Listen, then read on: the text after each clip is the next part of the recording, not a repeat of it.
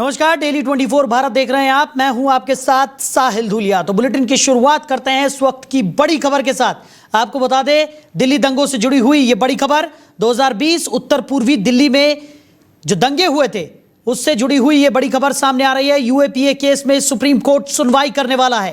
बड़ी खबर आपको बता रहे हैं, 3 नवंबर को कोर्ट अगली सुनवाई करेगा। इस वक्त की सबसे बड़ी खबर तो 2020 में उत्तर पूर्वी दिल्ली में जो दंगे हुए थे उससे जुड़ी हुई ये बड़ी खबर निकलकर सामने आ रही है। यूएपीए केस में सुप्रीम कोर्ट सुनवाई करने वाला है। तो 3 नवंबर को कोर्ट इस पूरे मामले में अगली सुनवाई करेगा। तो 2020 में दिल्ली दंगे से जुड़ी हुई ये बड़ी खबर, यूएपीए केस में सुप्रीम कोर्ट सुनवाई करने वाला है। 3 नवंबर को कोर्ट अगली सुनवाई करेगा। बड़ी खबर आपको बता रहे हैं। तो 2020 उत्तर पूर्वी दिल्ली में ये दंगे हुए थे। खासा नुकसान इन दंगों में हुआ था। अब 3 नवंबर को कोर्ट इस पूरे मामले में अगली सुनवाई करेगा। बड़ी खबर आपको बता रहे हैं। तो यूएपीए केस में सुप्रीम कोर्ट ये सुनवाई करने वाला है। बड़ी खबर तो 3 नवंबर को कोर्ट इस पूरे मामले में सुनवाई करेगा। 2020 उत्तर पूर्वी दिल्ली में ये दंगे हुए थे। अब इससे जुड़ी हुई ये बड़ी खबर निकलकर सामने आ रही है। यूएपीए केस में सुप्रीम कोर्ट सुनवाई करने वाला है। 3 नवंबर को इस पूरे मामले में अगली सुनवाई होगी। बड़ी खबर तो 3 नवंबर को सुप्रीम कोर्ट इस पूरे मामले में सुनवाई करेगा। खबर पर ज्यादा जानकारी के साथ हमारे सहयोगी चंगेज हमारे साथ जुड़ गए। चंगेज, क्या कुछ निकलकर सामने आ रहा है पूरे मामले में? यूएपीए मामले में अब सुप्रीम कोर्ट सुनवाई के लिए तैयार हो गया है और कहा जा रहा है कि 2020 में जो दिल्ली में दंगे हुए थे उस पूरे मामले में अब 3 नवंबर को सुनवाई होगी। चंगेज, सुन पा रहे हैं आप? चंगेज से हमारा संपर्क यहां पर नहीं हो पा रहा है। उनसे दोबारा जुड़ने की हम कोशिश करेंगे। बड़ी खबर आपको बता रहे हैं। तो 3 नवंबर को कोर्ट इस पूरे मामले में अगली सुनवाई करेगा। बड़ी खबर आपको बता रहे हैं। 2020 उत्तर पूर्वी दिल्ली दंगे से जुड़ी हुई ये बड़ी खबर आपको बता रहे हैं। और खबर पर ज्यादा चर्चा के लिए प्रमोद कुमार, अधिवक्ता हैं सुप्रीम कोर्ट के, वो हमारे साथ जुड़ गए हैं। प्रमोद जी, बहुत स्वागत है आपका। Thank you sir. Pramod ji, 2020 उत्तर पूर्वी दिल्ली में जो दंगे हुए थे, खासा नुकसान दिल्ली को भुगतना पड़ा था। यूएपीए केस में अब सुप्रीम कोर्ट सुनवाई के लिए तैयार हो गया है। 3 नवंबर को इस पूरे मामले में अगली सुनवाई होगी। कैसे देख रहे हैं? देखिए, ये मैटर जो है कॉम्प्लिकेटेड है और अभी परसों ही दिल्ली पुलिस का जो कमिश्नर हैं, उन्होंने एक एफिडेविट सुप्रीम कोर्ट में फाइल किया है और उन्होंने ये बताया कि ये जो दंगा था ये कोई साधारण दंगा नहीं है जो पहले हिंदुस्तान में आम होता था।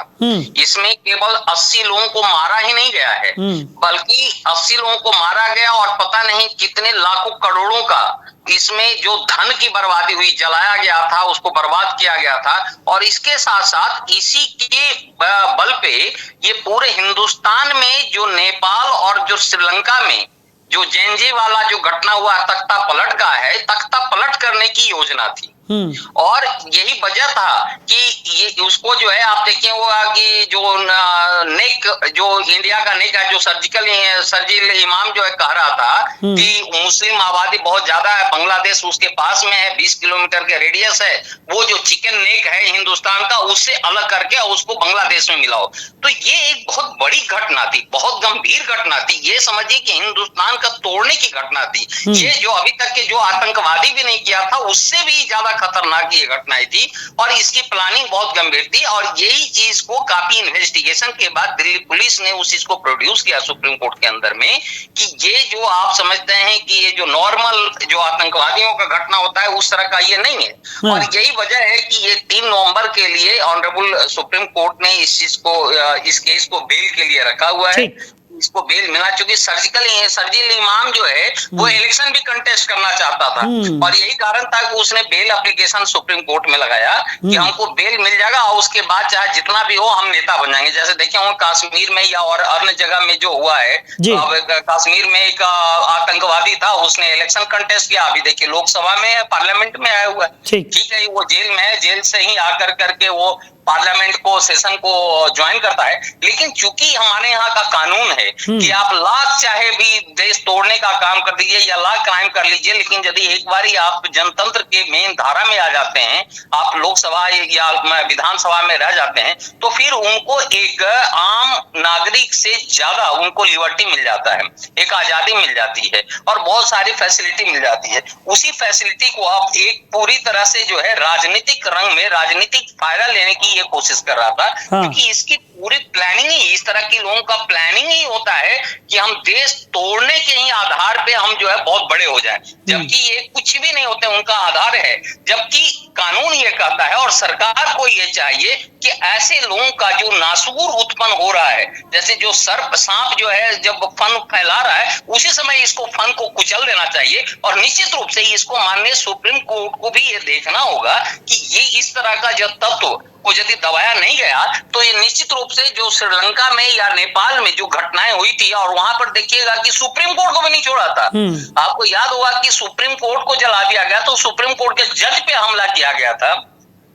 तो ऐसा नहीं है कि यदि लोकतंत्र पे या ये लोग जो है देश तोड़ने की बात करता है तो देश तोड़ने में जो है सुप्रीम कोर्ट उसमें बच जाएगा। तो इसलिए सुप्रीम कोर्ट के जजेस को सबसे पहले देश हित की बात की सोचनी होगी। पहले देश है तो सुप्रीम कोर्ट या न्याय भी है, आप उसी पर कर सकते हैं, देश के ही अंदर में कर सकते हैं। यदि देश बचा हुआ नहीं और इस तरह का देश तोड़ने दुर्घटन या घटन करने वाली जो ताकतें यदि वो प्रभाव में आएंगी। और दूसरी घटना देखिए कि ये उस समय किया गया था जिस समय आपको ये ट्रंप यहाँ आए हुए थे, वहां का जो राष्ट्रपति जो थे अमेरिका का, वो इंडिया आए हुए थे। और इसीलिए कि यदि इस तरह का हम घटना करते हैं तो एक नेशनल न्यूज बनेगा और बहुत ज्यादा उसमें जो है ह्यू एंड क्राई होगा। तो ये देखिए बहुत गंभीर घटना है और मैं समझता हूं कि सुप्रीम कोर्ट को ये गंभीरता से ही लेनी पड़ेगी और इन लोगों के पास किसी तरह का कोई रहम का कोई जगह नहीं है कानून के अंदर में। चलिए प्रमोद जी हमारे साथ होने वाले लोग हैं, उनके साथ थोड़ी भी रामी, थोड़ी सी भी नरमी बिल्कुल नहीं करनी चाहिए। चलिए प्रमोद जी हमारे साथ जुड़ने के लिए और इतने तरीके से इस पूरे वाक्य को समझाने के लिए आपका बहुत शुक्रिया। तो यूएपीए केस में सुप्रीम कोर्ट सुनवाई करने वाला है 3 नवंबर को। इस मामले में अगली सुनवाई होगी। बड़ी खबर आपको बता रहे हैं, दिल्ली दंगे से जुड़ा हुआ ये पूरा मामला है। आपको बता दें कि 2020 में उत्तर पूर्वी दिल्ली में ये दंगे हुए थे, जिसको लेकर अब सुप्रीम कोर्ट 3 नवंबर को सुनवाई करने वाला है। वहीं नोएडा इंटरनेशनल एयरपोर्ट यानी कि जेवर पर आज पहले कैलिब्रेशन फ्लाइट ने सफलतापूर्वक लैंडिंग की और इससे पहले गुरुवार को खराब मौसम के कारण उड़ान को रद्द कर दिया गया था, लेकिन आज मौसम साफ रहने से ट्रायल रन सफल रहा। यह परीक्षण डीजीसीए की निगरानी में किया गया, जिसमें रनवे और नेविगेशन सिस्टम की पूरी जांच की गई। फ्लाइट ने आईएलएस, वीओआर, डीएमई और लाइटिंग सिस्टम की सटीकता का परीक्षण किया। सफल लैंडिंग के साथ एयरपोर्ट पूर्ण संचालन के और करीब पहुंच गया है। मुख्यमंत्री योगी आदित्यनाथ के ड्रीम प्रोजेक्ट का यह महत्वपूर्ण पड़ाव पूरा हुआ है। अब उम्मीद है कि एयरपोर्ट का उद्घाटन नवंबर के तीसरे या चौथे हफ्ते में हो सकता है। प्रधानमंत्री नरेंद्र मोदी और सीएम योगी आदित्यनाथ उद्घाटन समारोह में शामिल हो सकते हैं। मुख्यमंत्री ने हाल ही में एयरपोर्ट का निरीक्षण किया और जनसभा के लिए भी जगह चिन्हित की। यह एयरपोर्ट उत्तर भारत का सबसे बड़ा ग्रीनफील्ड एयरपोर्ट बनने जा रहा है। पूरा प्रोजेक्ट 11,750 एकड़ में फैलेगा और इसमें कुल 5 रनवे होंगे। इसके अलावा एयरपोर्ट परिसर में नया थाना बनाया जाएगा, जिसे गृह मंत्रालय ने हरी झंडी दिखा दी है। यह थाना करीब 1000 वर्ग मीटर क्षेत्र में होगा और जल्द ही इसमें भर्ती के आदेश जारी किए जाएंगे। तो एयरपोर्ट के 20 किलोमीटर के दायरे के अस्पतालों को भी लिंक किया जाएगा, ताकि किसी भी हादसे की स्थिति में मरीजों को बेहतर इलाज मिल सके। आज जेवर के लिए एक बड़ा ऐतिहासिक दिन है, क्योंकि कैलिब्रेशन फ्लाइट नोएडा अंतर्राष्ट्रीय एयरपोर्ट पर उतरी है। अभी कुछ दिन पूर्व ही मुख्यमंत्री जी यहाँ आए थे और उन्होंने एयरपोर्ट के कार्यों को आगे बढ़ाए जाने के लिए सभी अधिकारियों से कहा था। तो आज मैं इस अवसर पर मौजूद था और मुझे बड़ा अच्छा लगा कि वह जेवर क्षेत्र जो बहुत दिन से इस एयरपोर्ट की प्रतीक्षा कर रहा था, आज कैलिब्रेशन फ्लाइट उतरने के बाद और सारी जांच होने के बाद अब कोई ऐसी बाधा नहीं रह गई है जिससे इसे उड़ान की परमिशन ना मिल सके। और मुझे पूरी उम्मीद है कि आने वाले समय में शीघ्र ही जनता को यहाँ से हवाई जहाज में बैठने की सुविधाएं प्राप्त हो जाएंगी। आज जेवर के लिए एक बड़ा ऐतिहासिक दिन है, क्योंकि जेवर एयरपोर्ट पर सफल ट्रायल रन संपन्न हो गया है। और इसी खबर पर ज़्यादा चर्चा के लिए हिमांशु ओता जी, चीफ ऑपरेशन ऑफिसर हैं, वो हमारे साथ जुड़ गए। हिमांशु जी बहुत स्वागत है आपका। धन्यवाद। हिमांशु जी, जेवर एयरपोर्ट काफी लंबे समय से इसका जिस तरीके से निर्माण कार्य चल रहा है, सीएम योगी आदित्यनाथ खुद समीक्षा करते हुए नजर आते हैं और कई उम्मीदें भी हैं इस एयरपोर्ट के बन जाने के बाद से। अब जो ट्रायल रन है वो भी यहाँ पर सफल हो गया है, कैसे देख रहे हैं आप इसे? जी देखिए, उम्मीदें जो आपने एक शब्द यूज किया, वो उम्मीदें कई तरह की उम्मीदें जो हैं। पहली सबसे बड़ी है कि हमारी भारत के साथ फ्री ट्रेड एग्रीमेंट्स हर महीने 3-4 कंट्रियों के बढ़ते जा रहे हैं। इसके तहत यहाँ पर जो है कार्गो फ्लाइट्स का आना और जाना वो एक आने वाले दिनों में एक हमारे लिए सरदर्द होने वाला था। तो ये जो जेवर एयरपोर्ट है, ये बेसिकली मेजरली ये कार्गो मूवमेंट के लिए जब ये डेडिकेटेड हो जाएगा तो फिर हमारा जो अभी फ्रीक्वेंसी ऑफ फ्लाइट्स जो हमारी दिल्ली एयरपोर्ट के ऊपर हम डिपेंडेंट हैं, नॉर्दर्न में देखा जाए तो इंटरनेशनल एयरपोर्ट में सबसे इंपॉर्टेंट दिल्ली है। तो दिल्ली में अभी जो हमारे पैसेंजर फ्लाइट्स हैं उनकी तादाद हर 3 मिनट में एक फ्लाइट की ऑपरेशन हो रही है, डोमेस्टिक या इंटरनेशनल बेसिस पे। तो 3 रनवे भी वहां पर अभी कम पड़ने जा रहे थे, जिसकी ये एक हमारी जो है ये जो एयर ट्रैफिक की जो समस्या है और कार्गो फ्लाइट के वजह से जो आगे चल के हमें एक कंजेशन होने वाला था, उससे निजात मिलेगी। दूसरा, इसका एक देश के सुरक्षा के साथ जुड़ी हुई है। ये हमारा एक एयरपोर्ट होगा जो कि मैक्सिमम टाइम हमारे कंट्रोल में रहेगा, जो हमारा नियरेस्ट एयरफोर्स बेस है हिंडन में, वहां पर अभी हमारे दिल्ली के एयरपोर्ट के पैसेंजर और जो समस्या जो कंजेशन हो रही थी, उसके लिए अभी हमें एयरफोर्स बेस हिंडन से भी कई जो है पैसेंजर फ्लाइट्स को ऑपरेट करने पड़ रहे हैं, जिससे कि हमारे देश की सुरक्षा में कभी न कभी एक सेंध लगने की चांस होती है, कहे कि एयरफोर्स बेस है। तो वहां के फ्लाइट्स यहाँ पर आ जाएंगे। और सबसे बड़ी बात यह है कि जब ये फ्री ट्रेड एग्रीमेंट बढ़ेगा तो उससे क्या होगा कि हमारे जो व्यवसायी लोग हैं, जो व्यवसाय वर्ग हैं, जो बिजनेस जो इंटरनेशनल बिजनेस करते हैं, बाकी उनके एसोसिएट्स होते हैं, तो उनके पास जाने के लिए वो जो चार्टर फ्लाइट्स यूज करते हैं, तो वो चार्टर फ्लाइट्स का भी जो है एक नॉर्थन इंडिया से डिपार्चर के लिए और अराइवल के लिए एक बहुत ही बढ़िया जो है एयरपोर्ट हो जाएगा जेवर एयरपोर्ट। तो इन सबकी जो नजर हमारी टिकी हुई थी, एविएशन सिविल एविएशन जो इंडिया या भारतीय नागर विमानन जो प्राधिकरण है, इनकी एक टिकी हुई थी हर उड़ान के तहत। अभी प्रधानमंत्री साहब ने जो योजना शुरू की है उड़ान करके, हर महीने 2-3 एयरपोर्ट हमारे ऐड हो रहे हैं और बहुत जो है 200 के करीब हो गए हमारे जो है इंडिया में ऑपरेशनल एयरपोर्ट्स। तो अभी उसको देखते हुए ट्रैफिक को और देश की अर्थनीति को, देश की सामरिक सामर्थ्य को, इन सबको अगर हम विवेचना करें तो जेवर एयरपोर्ट वाकई में एक जेवर बन के आ रहा है, जो कि यूपी के गले का जेवर और ये भारत के गले का जेवर बनने वाला है। चलिए हिमांशु जी, हमारे साथ जुड़ने के लिए, इस तमाम चर्चा के लिए आपका बहुत शुक्रिया। तो जेवर एयरपोर्ट का ट्रायल रन सफलतापूर्वक कामयाब रहा। आपको बता दें कि नोएडा एयरपोर्ट उद्घाटन से एक कदम और पास यहाँ पर पहुँच गया है और एयरपोर्ट पर टेस्ट फ्लाइट सफल रही है। वहीं छिंदवाड़ा के बिछुआ क्षेत्र में एक दर्दनाक घटना सामने आई है। 5 महीने की मासूम रूही मिनोटे की मौत एक कफ सिरप पीने के बाद हो गई। परिजनों का आरोप है कि उन्होंने 27 अक्टूबर को कुरेठे मेडिकल स्टोर से सर्दी खांसी की दवा ली थी, जिसमें कासामृत कफ सिरप शामिल था। तो दवा देने के कुछ समय बाद बच्ची की तबीयत अचानक बिगड़ गई। गुरुवार तड़के सुबह 4:30 बजे अस्पताल पहुंचने पर डॉक्टरों ने उसे मृत घोषित कर दिया। इस घटना ने इलाके में चिंता और आक्रोश को फैला दिया है। प्रशासन ने मामले की गंभीरता को देखते हुए तुरंत मौके पर पहुंचकर संदिग्ध दवाइयां जब्त कर ली और मेडिकल स्टोर को सील कर दिया। परिजनों ने बिछुआ थाने में लापरवाही की शिकायत भी दर्ज कराई है। हाल ही में स्वास्थ्य विभाग ने शिशुओं को कफ सिरप न देने का निर्देश जारी किया था, लेकिन इसके बावजूद दवा देने पर सवाल उठ रहे हैं। स्वास्थ्य विभाग और प्रशासन की जांच टीमें वर्तमान में घटना की तह तक जाने में लगी हैं। स्थानीय लोग प्रशासन और स्वास्थ्य अधिकारियों से जवाबदेही की मांग कर रहे हैं। इस दर्दनाक हादसे ने शिशु सुरक्षा और दवा वितरण नियमों पर एक बार फिर गंभीर सवाल खड़े कर दिए हैं। तो छिंदवाड़ा में 5 महीने की बच्ची की मौत का ये पूरा मामला है। कफ सिरप पीने से मासूम की जिंदगी चली गई। तो बिछुआ में 5 महीने की बच्ची की मौत हुई है और मासूम बच्ची की मौत से इलाके में आक्रोश देखने को मिला है। तो छिंदवाड़ा का ये पूरा मामला है। मासूम बच्ची की मौत से इलाके में हड़कंप मच गया। बताया जा रहा है कि 5 महीने की मासूम की कफ सिरप पीने की वजह से मौत हो गई। खबर पर ज़्यादा जानकारी के साथ हमारे सहयोगी समीर अवस्थी हमारे साथ जुड़ गए। समीर, क्या कुछ निकलकर सामने आ रहा है? 5 महीने की मासूम की कफ सिरप पीने से मौत हो गई है।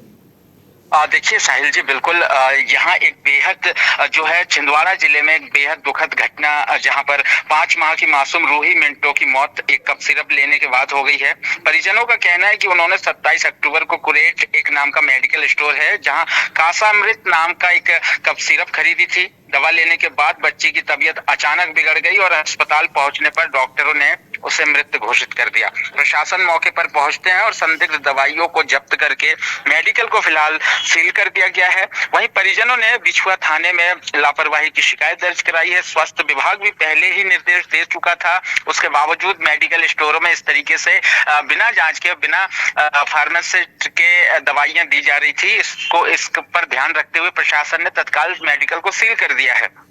ये पहला मामला नहीं है। मध्य प्रदेश में अब तक कप सिरप पीने से बच्चों की मौत के आंकड़े जो है 26 हो चुके हैं और पिछले दिनों भी छिंदवाड़ा से इस प्रकार के मामले आए थे। कोल्ड्रिप नाम के सिरप लेने से बच्चों की मौत हुई थी। हालांकि कंपनी और कोल्ड्रिप सिरप देने वाले डॉक्टर प्रवीण सोनी, उन पर कार्रवाई हुई थी। लेकिन लगातार इस प्रकार के मामले जो सामने आ रहे हैं, लापरवाही, और स्वास्थ्य विभाग भी लगातार लगे हुए हैं। प्रशासन निर्देश दे रहे हैं कि लगातार मेडिकल स्टोरों में डॉक्टर के द्वारा जांच पड़ताल के बाद ही कोई सिरप बच्चों को दिया जाए या नहीं दिया जाए। लेकिन लापरवाही यहाँ पर बरकरार है। मेडिकल स्टोरों के संचालकों की लगातार धड़ल्ले से सरकार के आदेशों का भी यहाँ पर उल्लंघन कर रहे हैं।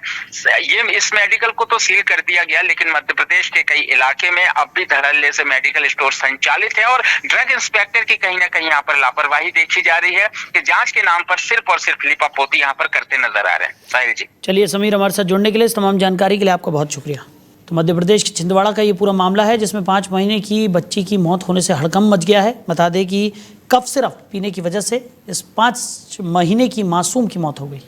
वहीं मुंबई के पवई इलाके में बच्चों का बंधक बनाने और एनकाउंटर की घटना ने पूरे शहर को झकझोर कर रख दिया है। आरोपी शिक्षक रोहित आर्य ने पवई स्थित आर्य स्टूडियो में 17 बच्चों को ऑडिशन के बहाने बुलाया और सभी को हॉल में बंद कर बंधक बना लिया। सूचना मिलने पर मुंबई पुलिस मौके पर पहुंची और करीब 2 घंटे तक आरोपी से बातचीत की, लेकिन वो नहीं माना।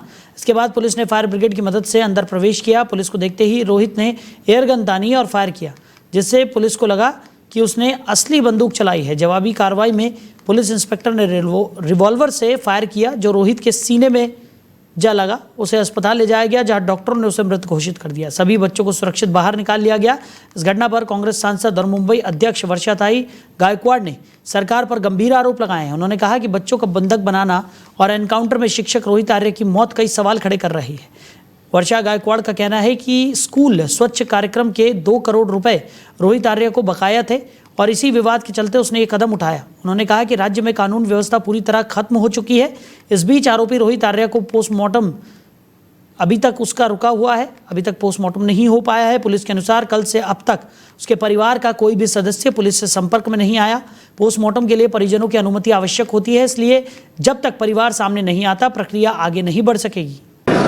रोहित आर्य हे स्वच्छता मॉनिटर नावाचा त्यांचा एक कन्सेप्ट होता आणि आपली जी माझी शाळा सुंदर शाळामध्ये सुद्धा त्यांना काही काम देण्यात आलेलं होतं, परंतु त्या लोकांकडून त्यांनी डायरेक्ट पैसे घेतले अशा स्वरूपाचं त्यांच्याबद्दल डिपार्टमेंटचं मत होतं। तर हे जे मॅटर आहे ते त्यांनी डिपार्टमेंटशी बोलून सोडवलं पाहिजे, कारण शेवटी सरकारची काम करायची एक पद्धत असते आणि त्या चौकटीमध्ये सर्वांनी काम करायला लागतं। अशा तऱ्हेने कोणाला तरी ओलीस धरणं हे चुकीचं आहे। वहीं ग्रेटर नोएडा की यमुना सिटी अब देश के उन चुनिंदा शहरों में शामिल होने जा रही है जहां सड़क पर प्रदूषण मुक्त हाइड्रोजन बसें दौड़ेंगी। एनटीपीसी के पायलट प्रोजेक्ट के तहत यहां जल्द 4 हाइड्रोजन बसें चलाई जाएंगी, जो एक बार फ्यूल भरने पर लगभग 600 किलोमीटर तक चल सकेंगी। इन बसों से धुआं नहीं बल्कि केवल पानी की भाप निकलती है, जिससे पर्यावरण को कोई नुकसान नहीं होगा। लेह लद्दाख के बाद यमुना सिटी देश का दूसरा शहर बनेगा जो हाइड्रोजन फ्यूल से चलने वाली बसों का संचालन करेगा। ये परियोजना शहरी परिवहन में ग्रीन एनर्जी मोबिलिटी को बढ़ावा देने और वायु प्रदूषण कम करने की दिशा में अहम कदम है। एनटीपीसी ने हाइड्रोजन मोबिलिटी प्रोजेक्ट के तहत 4 बसें तैयार की है, जिन्हें 3 साल के पायलट प्रोजेक्ट के रूप में यमुना प्राधिकरण क्षेत्र में चलाया जाएगा। इन बसों में हाइड्रोजन फ्यूल सेल लगाए गए हैं जो बिजली पैदा करके बस को ऊर्जा प्रदान करते हैं। यमुना प्राधिकरण ने इन बसों को मौजूदा रूट्स पर चलाने का फैसला किया है, लेकिन अब जेवर एयरपोर्ट को भी कनेक्ट किया जाएगा। बसें सेक्टरों से गुजरते हुए पुराने बस स्टैंड्स, सूरजपुर पुलिस मुख्यालय और जिलाधिकारी कार्यालय तक जाएंगी। ये प्रोजेक्ट्स न केवल स्वच्छ परिवहन के लिए अहम है, बल्कि जेवर एयरपोर्ट तक कनेक्टिविटी को भी नई रफ्तार देगा और ग्रेटर नोएडा को ग्रीन मोबिलिटी में अग्रणी शहर के रूप में स्थापित करेगा। वहीं बड़वानी जिले में एक भयानक सड़क हादसा हुआ है, जिसमें तीर्थ यात्रियों से भरी बस पलट गई। हादसे में एक व्यक्ति की मौत हो गई और 40 से ज्यादा यात्री घायल हो गए। घायलों को तत्काल खेतिया स्वास्थ्य केंद्र में भर्ती कराया गया है, जहां उनका उपचार चल रहा है। घटना ग्राम बायगौर के पास हुई है, जब बस बड़वानी से बोकराटा होते हुए खेतिया की ओर जा रही थी। बताया जा रहा है कि सभी यात्री इंदौर के रहने वाले हैं और नर्मदा परिक्रमा के लिए जा रहे थे। बस क्रमांक MP13 ZP 7986 दुर्घटना का शिकार हुई। हादसे के बाद खेतिया, पानसेमल और पाटी थाना क्षेत्रों की पुलिस टीम मौके पर पहुंची और राहत एवं बचाव कार्यों में जुट गई। SP जगदीश डावर भी घटनास्थल की ओर रवाना हुए और उन्होंने इस दुखद घटना की पुष्टि की। उन्होंने घायलों के उपचार और राहत कार्य पर लगातार निगरानी रखने के निर्देश दिए। स्थानीय लोगों और पुलिस ने मिलकर घायल यात्रियों को सुरक्षित निकालने और प्राथमिक चिकित्सा उपलब्ध कराने में अहम भूमिका निभाई। घटना के कारण मार्ग पर जाम लग गया था, जिसे पुलिस ने नियंत्रित किया। अधिकारियों का कहना है कि हादसे की वजह बस का नियंत्रण खो देना या तेज गति हो सकती है, लेकिन पूरी जांच के बाद ही सही कारण सामने आएगा। प्रशासन और स्थानीय पुलिस ने प्रभावित परिवारों के प्रति संवेदना व्यक्त की है और घायलों के उपचार में कोई कसर नहीं छोड़ने का भरोसा भी दिया है। वहीं उत्तर प्रदेश में मौसम विभाग ने 17 जिलों में भारी बारिश का अलर्ट जारी किया है। राजधानी लखनऊ सहित कई जिलों में बुधवार से तेज बारिश की संभावना जताई गई है। मौसम विभाग के अनुसार चित्रकूट, कौशाम्बी, प्रयागराज और फतेहपुर जिलों में तेज वर्षा होने की संभावना है। वहीं प्रतापगढ़, सोनभद्र, मिर्जापुर और चंदौली जिलों में भी भारी बारिश की चेतावनी के संकेत दिए गए हैं। उत्तर प्रदेश के पूर्वी जिलों में भी बारिश का अलर्ट जारी किया गया है। वाराणसी, भदोही, जौनपुर और गाजीपुर में लगातार वर्षा होने की संभावना है। इसके अलावा आजमगढ़, मऊ, बलिया और देवरिया जिलों में भी भारी बारिश के लिए स्थानीय प्रशासन सतर्क रहेंगे। मौसम विभाग ने कहा है कि इन क्षेत्रों में जल जमाव और नदी नालों के जल स्तर बढ़ने की आशंका है। सुल्तानपुर और अंबेडकर नगर जिलों में भी हल्की से मध्यम बारिश की संभावना है। स्थानीय प्रशासन और आपदा प्रबंधन विभाग ने सभी संबंधित अधिकारियों को सतर्क रहने और आवश्यक तैयारियां करने के निर्देश दिए हैं। इस अलर्ट के तहत स्कूल, कॉलेज और सरकारी कार्यालयों में स्थिति पर नजर रखने और आपात स्थिति के लिए तैयार रहने की भी हिदायत दी गई है। मौसम विभाग ने स्पष्ट किया है कि अगले 24 से 48 घंटे के दौरान इस अलर्ट को गंभीरता से लिया जाना चाहिए। तो फिलहाल इस बुलेटिन में मेरे साथ इतना ही। आप बने रहिए। नमस्कार।